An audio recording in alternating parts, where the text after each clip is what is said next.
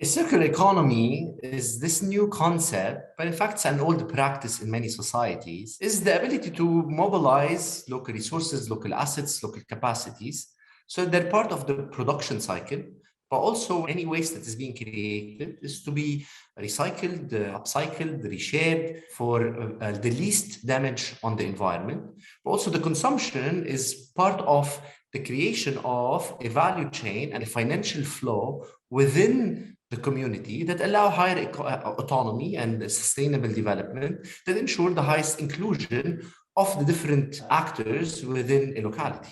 Why is this important? Because this is a cycle of economic production that relies less on raw material, it produces less waste, have better impact on the environment, and promotes local cultural and economic modes of production.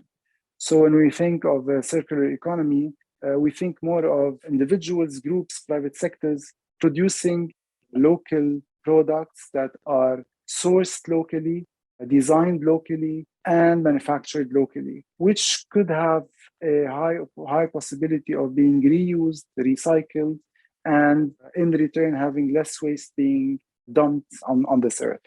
One reason is that traditional economic models have contributed to increasing inequalities all over the world. So a need for a model that ensure higher inclusion and better distribution of wealth on a local level.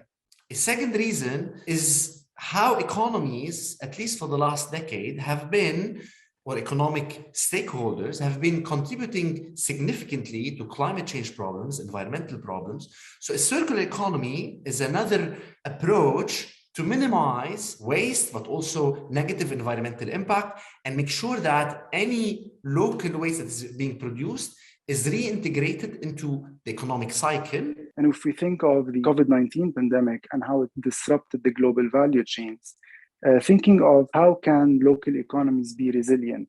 How can they rely on local production, local raw material, focusing on reusable materials?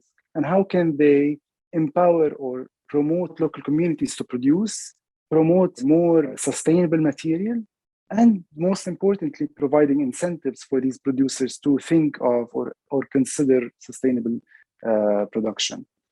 Another reason, which I find very interesting is and very important, is encouraging and empowering the celebration of local cultures and traditions, which mainly is reflected in local production, reflected on creating small, sustainable economic and social value chains, which will help local communities regain and celebrate their culture, their identities, and not become totally dominated by global trends and global value chains.